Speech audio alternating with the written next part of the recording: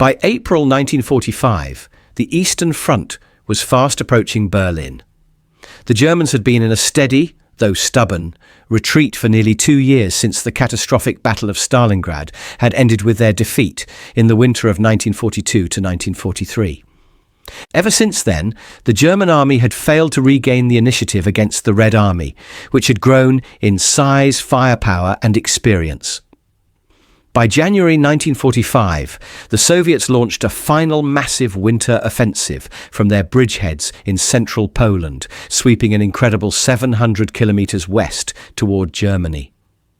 In the process, they smashed Army Group Center and A. By late January, the Soviets reached the Oder River near Küstrin, just 100 kilometers east of Berlin. In desperation, Hitler hastily withdrew the 6th SS Panzer Army from the Ardennes in Belgium, where his great offensive against the Americans and British had failed to produce the desired results, and redeployed them to the Eastern Front.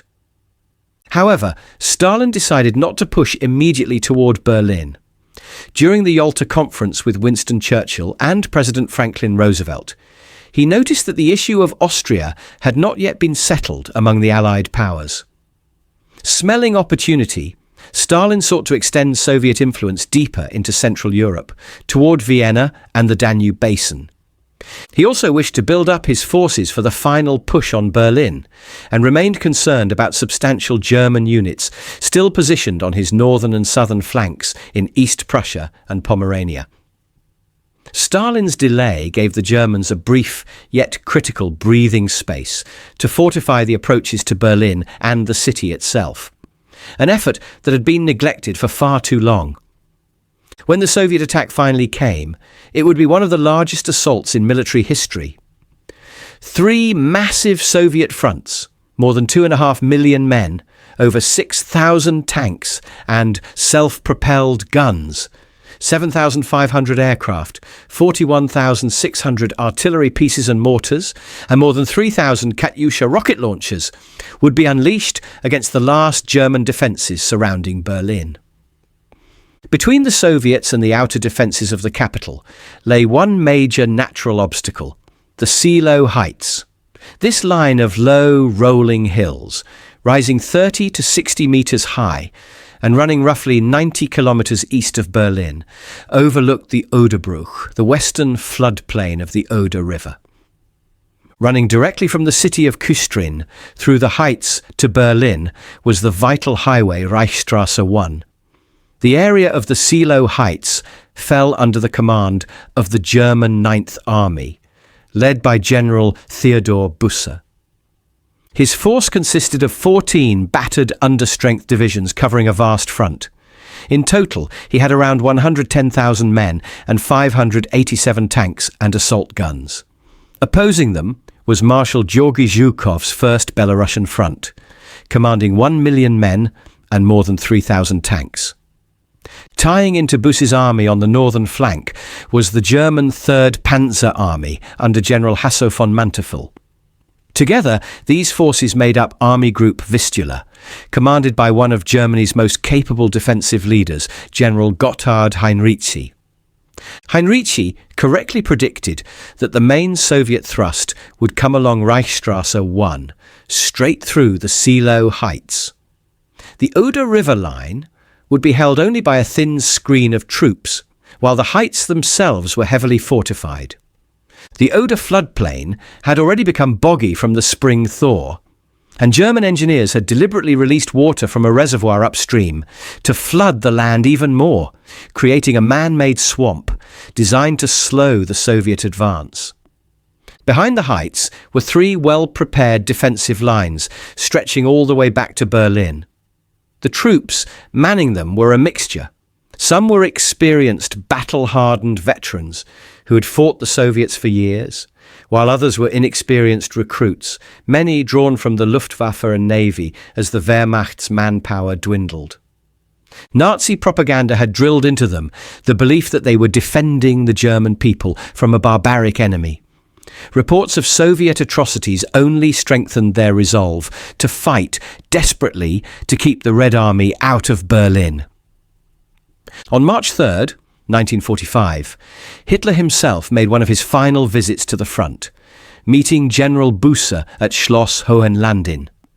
Marshal Zhukov's great attack began in the pre-dawn darkness of April 16, 1945. A massive Soviet artillery barrage erupted, pounding the German positions for 30 minutes to a depth of 10 to 12 kilometers. The Soviets attempted to use searchlights aimed at the clouds to create artificial moonlight, a technique originally developed by the British, to illuminate the battlefield, but the plan backfired. Instead of blinding the Germans, the lights simply silhouetted the attacking Soviet troops, making them easy targets and causing heavy casualties. The barrage itself largely failed to achieve its goal.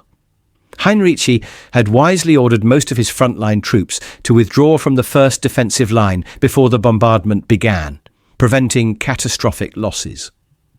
When the Soviet attack commenced, the 5th Shock Army struck on the north side of Reichsstrasse 1, while the 8th Guards Army attacked to the south. In the 5th Shock Army's sector, 5 Soviet rifle divisions spearheaded the assault, running into the 309th Infantry Division and the 9th Fallschirmjäger Parachute Division. South of the highway, 7 rifle divisions from the 8th Guards Army, supported by tanks and assault guns, faced the German 303rd Infantry Division, along with elements of the 20th Panzergrenadier Division and the Panzer Division Müncheberg. Crossing the Oder floodplain was grueling work. The flooded Hoppenbruch Canal at the base of the Seelow Heights further hindered Soviet progress, and the slopes of the heights themselves were steep enough that tanks could only climb through a few well-defended corridors. In the 8th Guards Army's sector, accurate German artillery tore through the Soviet infantry as they struggled across the marshland. Only one intact bridge remained across the Hoppenbruch Canal, and Soviet engineers worked desperately under constant shell fire to construct new crossings. Under immense pressure from Stalin to capture Berlin as quickly as possible, Zhukov made a costly mistake. He committed his armoured reserves too early. Instead of waiting for his infantry to secure the Seelow Heights, he pushed his tanks forward into chaos. The result was gridlock. Miles of tanks and vehicles jammed the approaches to the front, many bogged down in the flooded lowlands. In the 8th Guards Army's sector, Soviet infantry and tanks became trapped near the Hoppenbruch Canal, where Panthers from the Müncheberg Panzer Division destroyed 16 IS-2 heavy tanks in one engagement. By midnight on April 16th, Soviet infantry had managed to gain only limited footholds on the edges of the heights. Dozens of Soviet tanks and self-propelled guns were destroyed by German Panthers, other tanks, and 88mm flak guns employed in the ground role. The 8th Guards Army alone lost 55 IS-2s, 22 T-34s, and 53 self-propelled guns that day. The 5th Shock Army suffered similar losses. Although Soviet rifle divisions managed to secure the town of Neumanschau and fought viciously along the railway line from Langnau, they met fierce resistance from Fallschirmjäger Regiment, 26 and elements of the Müncheberg Division. The Soviets eventually fought their way into Gross Neuendorf and Wietz, but Busse's 9th Army had effectively halted Zhukov's offensive for the day. The two divisions, the 303rd Infantry and the 9th Fallschirmjäger, had suffered heavy casualties, yet the line still held. Reinforcements were rushed forward. 2 under-strength divisions were sent to bolster the 18th and 25th Panzergrenadier Divisions. On April 17th, the Soviets renewed their assault, making some gains north of Seelow. By noon, Soviet armour had reached the top of the heights near Friedersdorf and Dolgelin.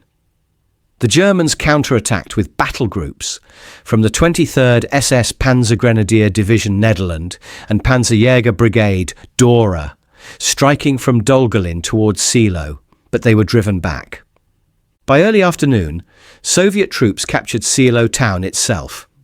Late that day, the 5th Shock Army punched through the Germans' second defensive line and began assaulting the 3rd near Oberstdorf. Despite this, most of the Ninth Army continued to hold firm across the heights, though some units were beginning to break apart from exhaustion and losses.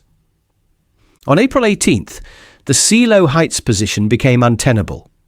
To the south, the Soviet First Ukrainian Front under Konev had pushed back the German 4th Panzer Army, collapsing the left flank. Heinrichi's brilliant defence was now undone by the weakness of his neighbouring forces. The Soviets pressed forward relentlessly, sustaining enormous casualties but steadily bypassing the remaining defenders on the heights. In the north, they met fierce counterattacks by the 11th and 23rd SS Panzer Grenadier Divisions and the 503rd Heavy SS Panzer Battalion, equipped with King Tiger tanks.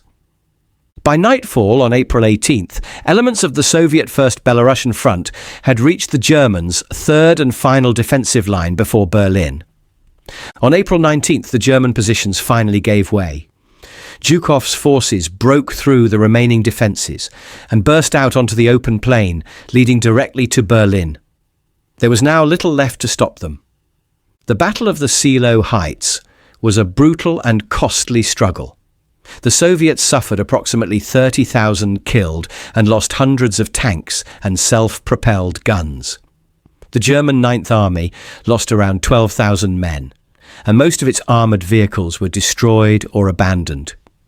The remnants of Buss's forces fell back toward Berlin, some joining the final defence of the city itself. But Berlin now faced certain encirclement, and the end of the Third Reich was only days away. Please subscribe and share if you enjoyed this video.